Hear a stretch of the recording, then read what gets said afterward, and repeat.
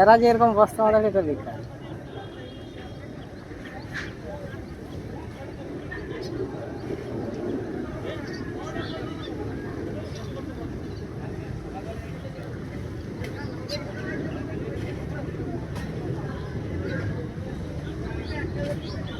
শালা আমিও কাজের লোক থাকলে তো ওই সামনে থেকে দেখতে পেতাম, কাজে লাগবো।